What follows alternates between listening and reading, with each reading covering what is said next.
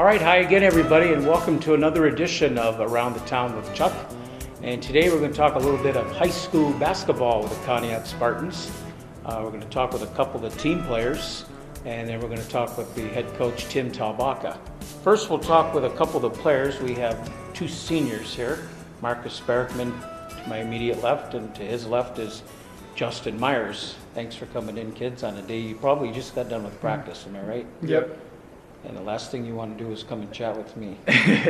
No, don't say yeah to that. Marcus, I was looking in the program. You're 6'3". When I saw you last night, it looked like you're taller than that. Yeah, I'm pushing 6'3.5", 6'4".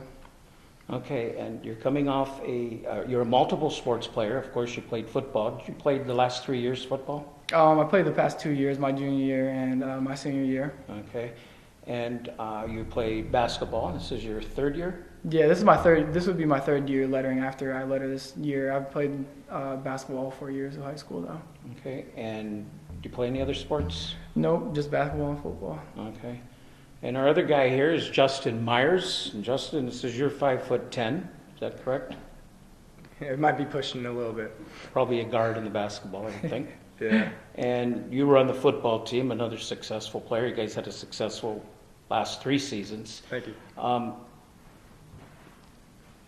Yeah, lost my train of thought. That's not like me to lose my train of thought. But you're a multiple sports player as well. Yeah. And you played football, basketball. Do you play baseball? Nah. You I did not? when I was young, but I kind of stopped after a while there. Okay. Walk me through a Tim Tallbacka basketball practice. Oh boy. Well, we normally start off by having a team meeting where he goes over what he sees we should improve on and from previous scrimmages and whatnot, and what he's looking to accomplish that day in practice and what we have to do to get better. And this is just before the season even starts. Yes. Now, playing for Tim before, what's a basketball practice like in between games as the season's going on? Is it any different? Well, I mean, some weeks we have three games, and then practices sometimes, our legs get tired and stuff, but he's still, we have to get something accomplished here. Mm-hmm. He keeps us going, and we really try to keep the intensity as high as we can. With basketball season, it's always going. Yeah, we like to game plan a lot. So if we're coming up a team that is weak in a particular area, we'll try to work and get better at what their weakness is, and we really try to push our younger guys and help them to try to get better and move the program forward. With basketball starting quickly after the football season ends, what's the transition like going from football to basketball? For the first couple of days, it's tough. I know my shot didn't really fall too well for me the first couple of days, but I'm getting the hang of it now, putting in the extra time.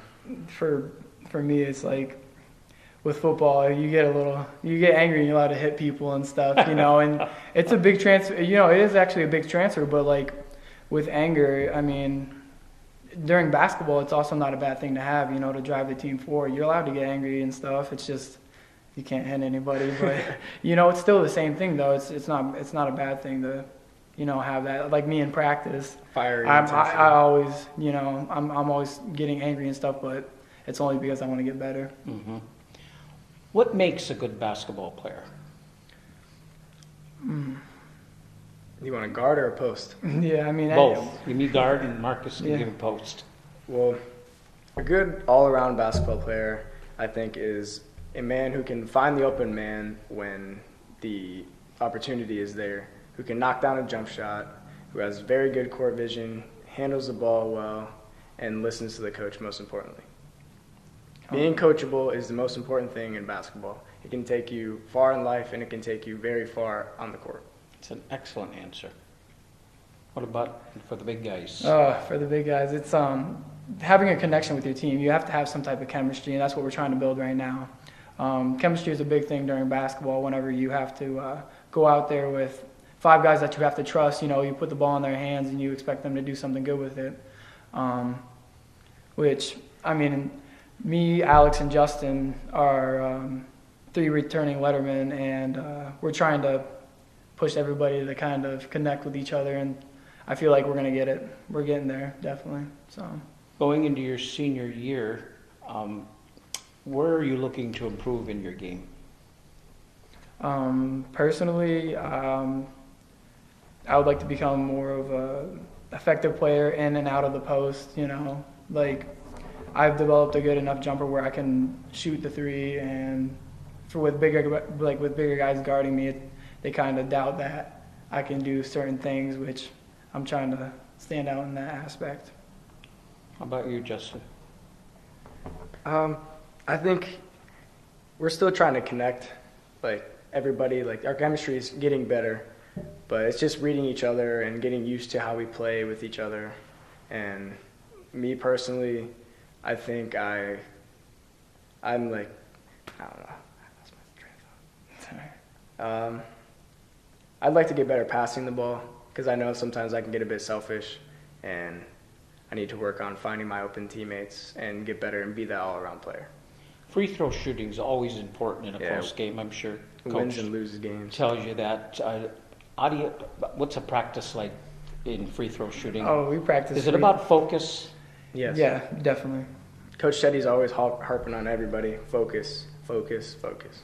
Right. And throughout practice, we are shooting free throws, in between drills all the time. And coach is making sure that we really focus on that because it really is a big factor in basketball. Like he said, it wins and loses games. Mm-hmm. So what are our expectations? This will be the final question for you guys. What are your expectations going in this year? Expectations-wise, we're going to take it one day at a time and try to accomplish as much as we can. Leaving it all on the court is a big thing, whether we win or lose. Obviously, winning is, everybody loves to win. Nobody loves to lose. So we're definitely going to try to come out there and give it our all the time. And with us being an undersized team, we have to hustle a lot more than, like the margin for mistakes. Like Coach Tallbacka was saying the other night, it's going to be a little bit slimmer for us, which is going to push us to work harder on the court, which is a good thing, Yeah. We got to have that big 6'8" guy to just take up the floor. Yeah, and exactly. You got to love the game, which we do, I was looking at the schedule. I think you play all the county teams and are on the schedule, and then not being in a conference, of course, you got some of those other schedules. It hurts us a lot. Not really being does. in the conference. Because, some nights we'll drive an hour and a half away to go play a basketball game, and, honestly, I hate sitting on the bus for that long. It gets my legs all tired. It like throws me off my game for the first little bit. That's a question I'm going to have for the coach about those long travel, how it affects the team and so forth. Well, we want to wish both of you good luck. Thank you. Thank you very much. As you know, we are going to be broadcasting all but 2 of your home games. So I think there's about 8 we're going to be doing.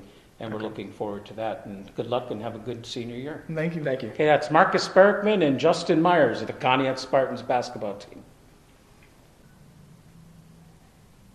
All right, now we have Tim Tallbacka on Around the Town with Chuck. Tim, of course, is the varsity basketball coach for the Conneaut Spartans, also an assistant football coach for the Conneaut Spartans. Before we get into basketball, Tim, let's talk about that good football year. What impressed you the most about that football team this year? Our guys really stuck together. We had some adversity. The 4 losses we all had leads in the fourth quarter, all 4 of those games. And but every time we suffered one of those losses, those guys, and the coaching staff led by Coach Dobrin, came right back Monday morning and got after it. And I was impressed that I also enjoyed coaching the JV team. We go out and battle it out Saturday mornings and had some success there this year. But it was a good group to coach. It was an enjoyable season. Obviously, when you're having winning records, it's enjoyable, but I was really impressed those guys were able to bounce back from some tough losses. Yeah, very, very good, and easily they could be 9-1, yes. Maybe even 10-0 if it wasn't for that one fourth quarter game. Yeah. Tim, of course, you were a great player in your day for the Harbor Mariners, and talk a little bit about when you played for the Harbor Mariners to today's game and how it's changed in your eyes. Well, obviously the 3-point line is a big difference. I played my senior year was last year. There was no 3-point line. And so I think that's really changed the game, even just in the last 15 years or so. I know when the 3-point line first came out, I'm a big stats guru. I like to read stuff on ESPN.com. And I think the first couple of years they had the NBA 3-pointer, I think Boston attempted maybe 15 3-pointers in an entire series.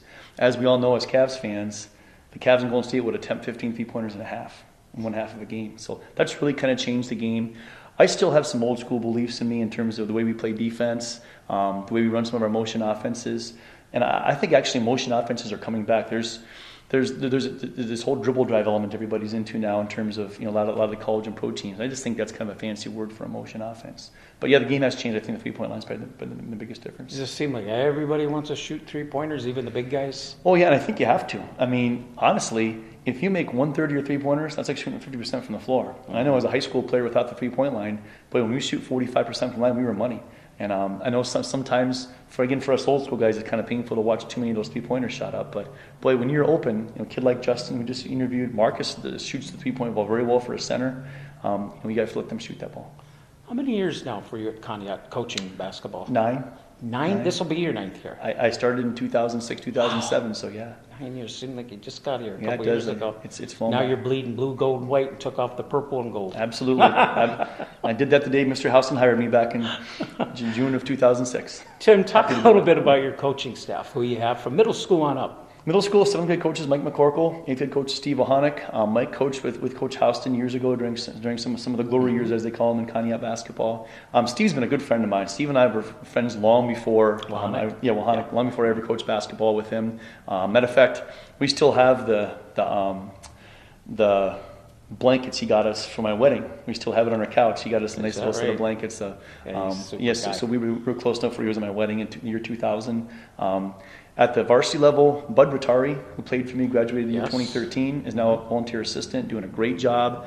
He's volunteer, owning the fact that he's not paid. He's there just as much as anybody else is, puts the time in. A great guy to relate to these guys, helps coach our post people. Marcus Paradise is our varsity assistant. He is a teacher at Lakeshore Primary, teaches phys ed. He's my son. Is he new to your staff? He was there last year. Okay. He was here last year. Okay. He's my son Trenton's gym teacher down there in kindergarten. Oh. But he's a basketball guy. He's from Northwestern, played basketball at Northwestern and football at Northwestern. Okay. Played football at Edinburgh and is in his second year as a teacher, does a great job with these guys. Anything I ask him to do, he does for me. Fortunate to have him. And then our JV coach is Ted Johnson. Ted's a longtime Conneaut basketball and football assistant. Ted took the jump from a volunteer assistant to be the paid assistant, I think 3 years ago. He's one of my closer friends. He's very loyal. We've been friends. Yeah, we've been friends since we were in high school, and we played a lot of 3-on-3 together back in the old days.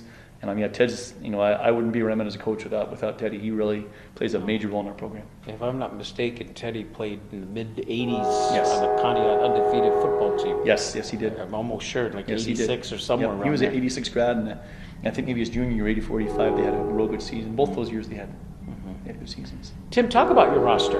Who you got this year? The starts are our 3 seniors, Justin Myers, Marcus Barrickman, Alex Gerdes. We're going to go as far as they take us. They've all 3 played 3 years of varsity. I know Justin and Marcus both lettered as sophomores, and Alex wound up playing a lot his sophomore year. Those guys have played a lot of basketball together, and I think, I'll repeat what they had said in their previous interview, chemistry is huge.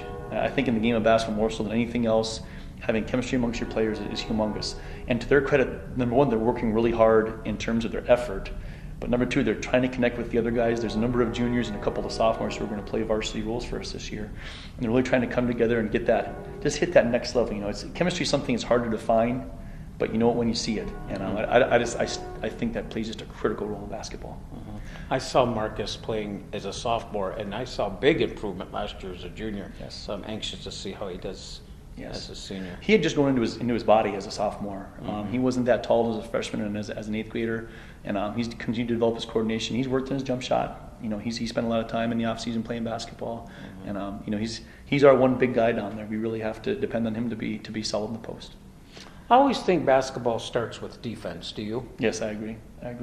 We've made some changes this year. I'm not the kind of a coach where I'm so egotistical that I know everything because I don't know everything. I believe I've learned this. I've been to a couple clinics with Urban Meyer, the Ashtabula guy at Ohio State, and he's always learning as a coach. He insists that his assistants learn as coaches, and I try to really take that into consideration and just try to develop new ideas. And in terms of defense, we've really kind of backed it down and become a little more conservative this year, which I think in the long run will help us. What type of defense do you like to play? Man-to-man? Do you ever play zone? I'm a man-to-man guy through and through. Us old school Harbor and Ashtabula and Conneaut guys like Mr. Houston, Coach Houston, are all man guys.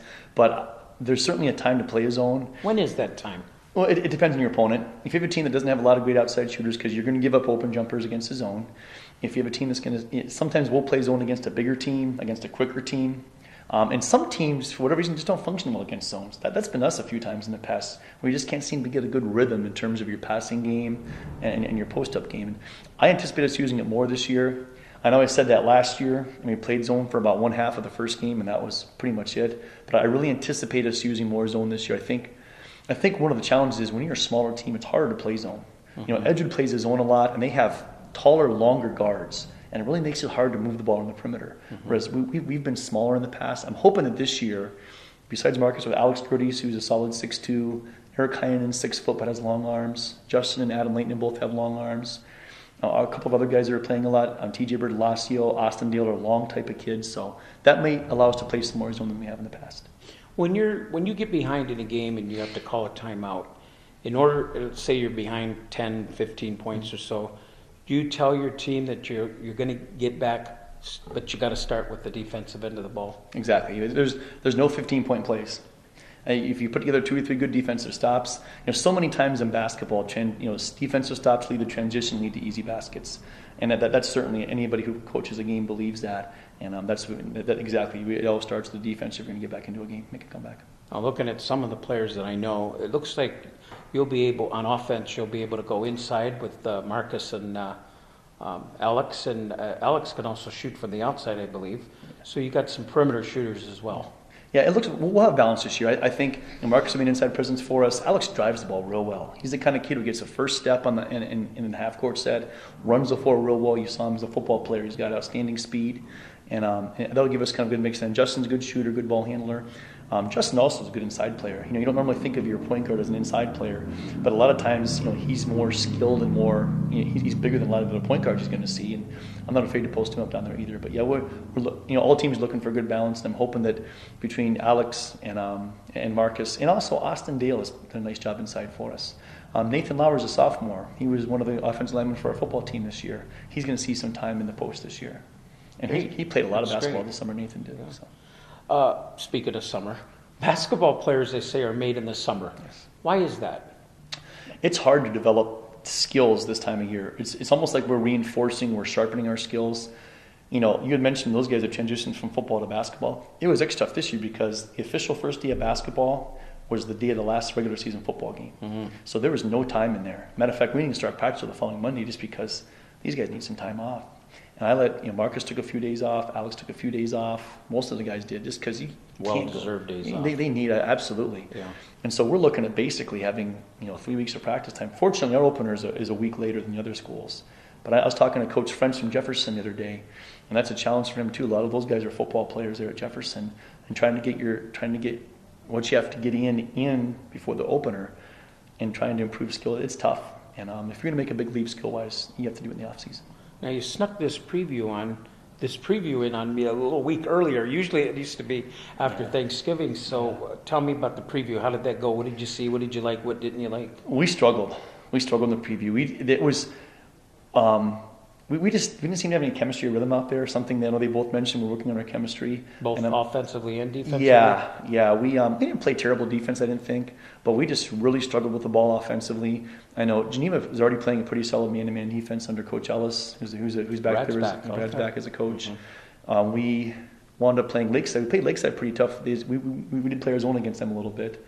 And they hit a couple threes in us towards the end, and the quarter got away from us. But we played a lot better. We scrimmaged Youngstown Liberty, who's a pretty strong school from Youngstown, and played real well Saturday morning. So we kind of went into the weekend feeling a lot better about ourselves. But part of why the preview was early is because the regular season starts next Friday. Their school's playing real games next Friday. Mm-hmm. As I was telling the kids, you're playing every county school at least once. Yes.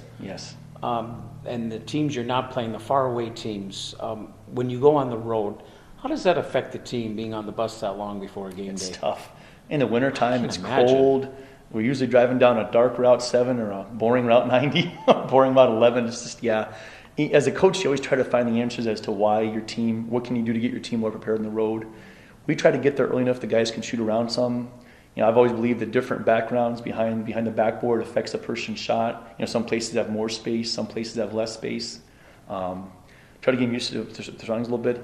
And just it's a different dynamic because you don't have as many fans there as a home game, and there's a different comfort level. Plus, for us, I was talking to Coach Passon and the girls' coach about this last night.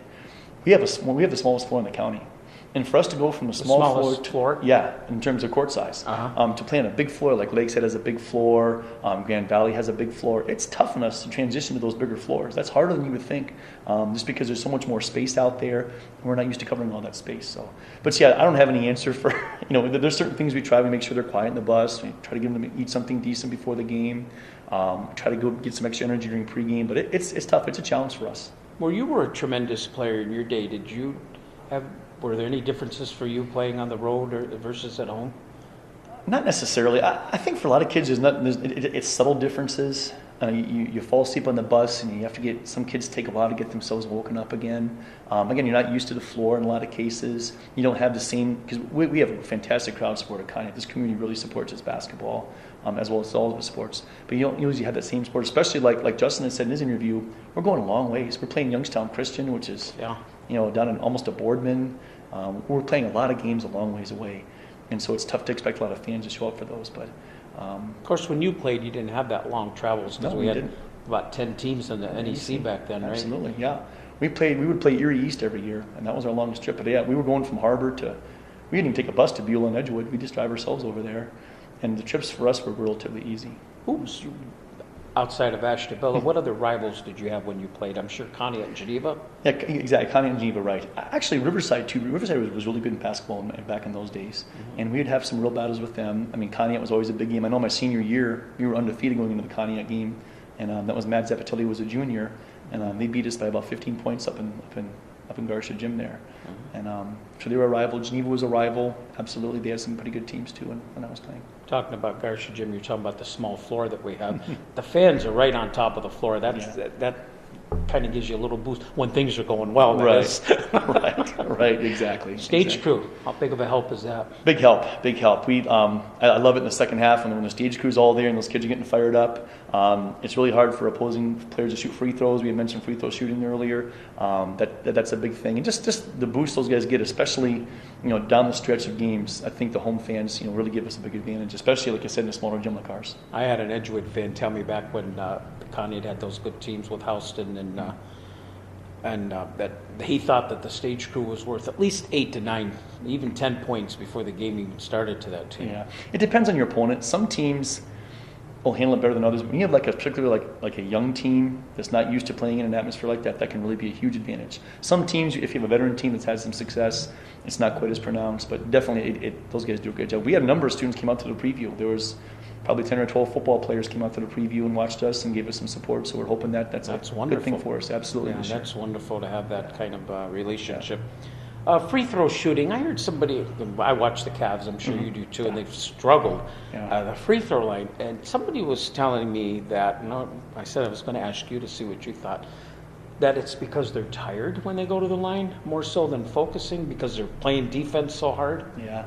You buy into that? It could be. I'm sure that their coaches are similar to us. We always do sprints before we shoot free throws. Like I know in some sports, like in football, you condition after practice is over. We do it during practice. We never have a conditioning period. Okay, practice is done. We're going to run for 10 minutes now. We always do it during practice. So like today, for example, we had done a 2-on-2 post feeding drill. Then we ran sprints for a while. Then we shot our free throws. So they're shooting their free throws tired every time. So that's one way we try to combat that. I think honestly, in my years of coaching and playing, I just think too many guys think about it too much. You put too much pressure on themselves.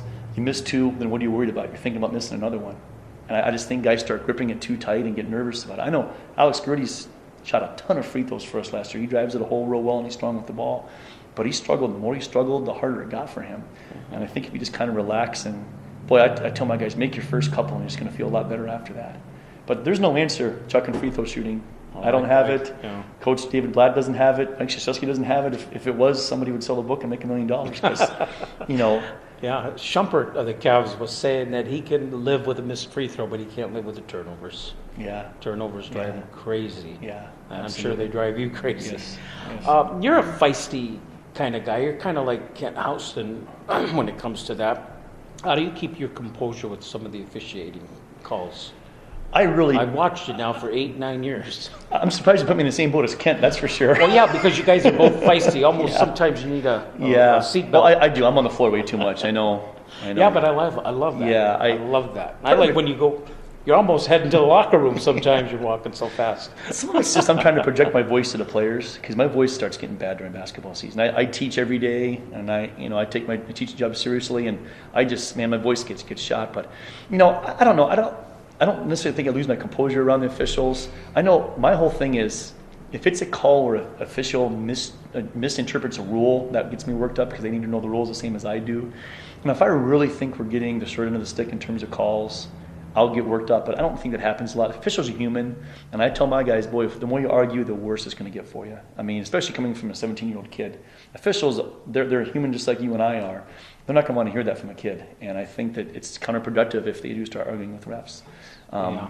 Sometimes when I see you arguing with a ref, and I'm saying to myself, he's going to get a technical, but they're pretty good about that, aren't they? I know right where the line is. Oh, I know do? right. Well, yeah, I know. It's the same officials for the last 20 years in a lot of cases. I know right where the line is. I know where to stop. And I always make sure I stop myself because I'm really tight about stuff. I don't like giving those 2 points away. I really think that if I get a technical foul, we lose a game by 1 point, I won't sleep that night.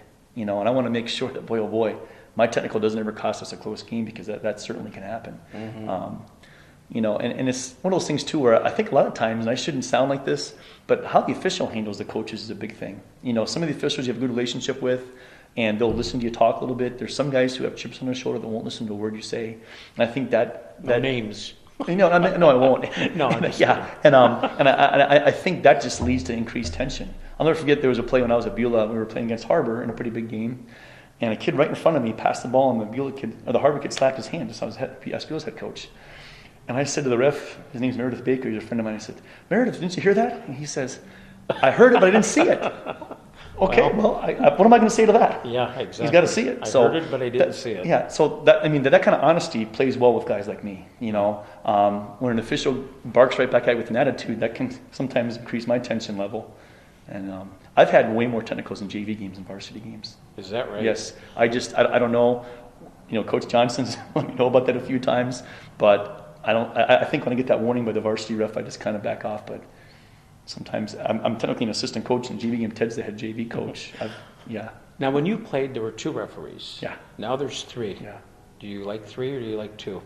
I'm okay either way. I think early on when they first went to 3 officials back in the early 90s, I think in a lot of ways they seemed to want to justify the 3rd official being there. And so there was a lot more calls being made.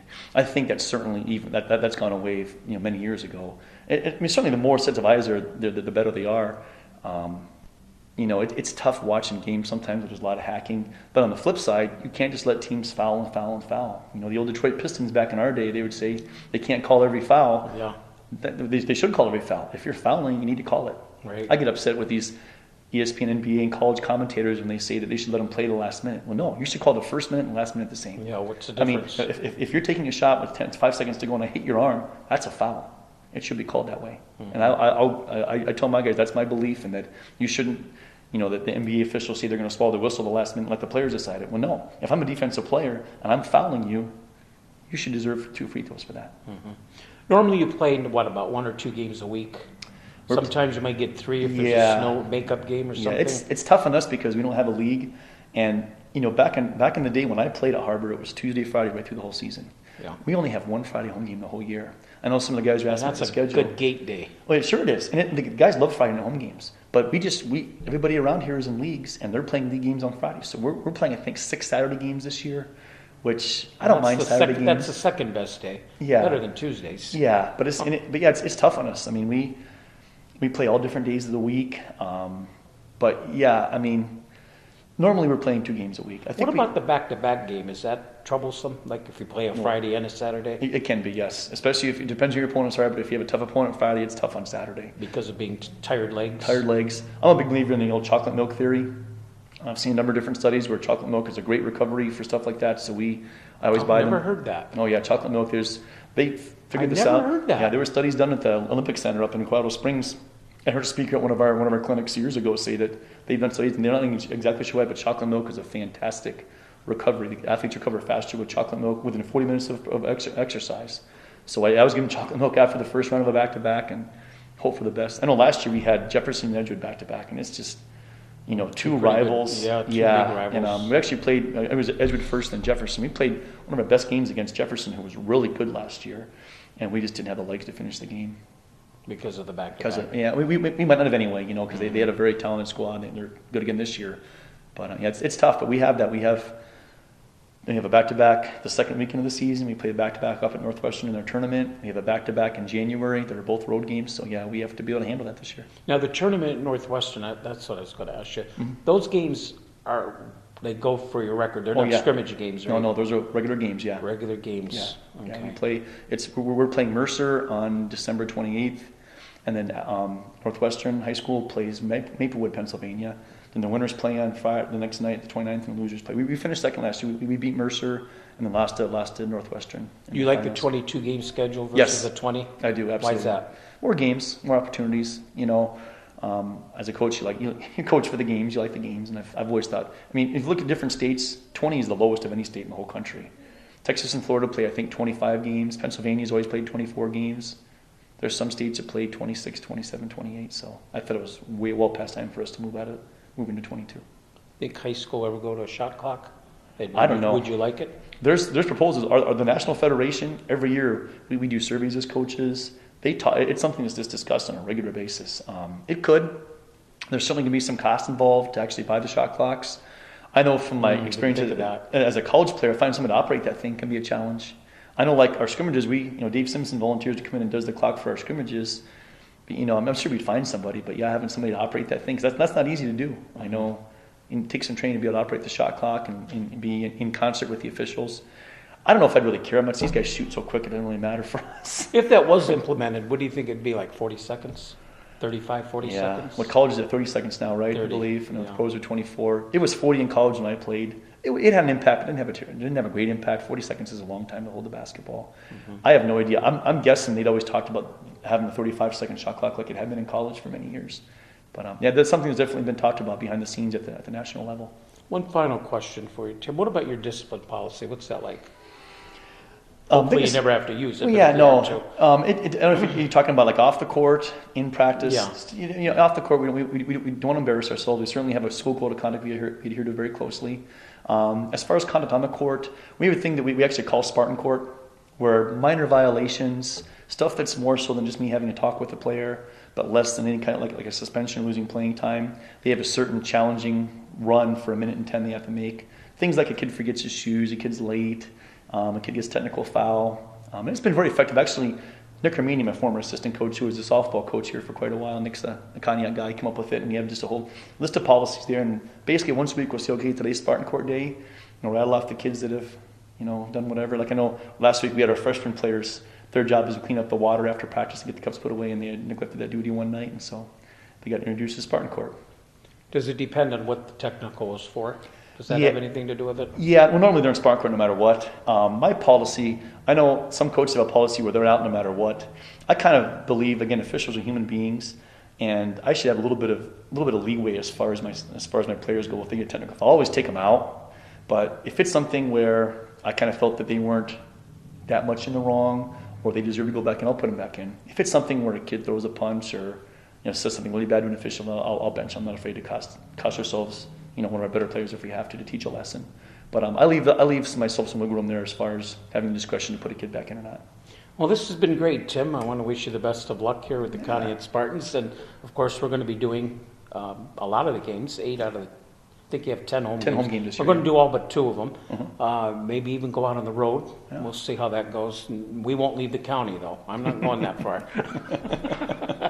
But we want to wish you the best of luck, and thank you. I really enjoyed coming in. I know you were in school all day and you practiced tonight, and you still took the time to come and talk with me. I enjoyed this. Appreciate it.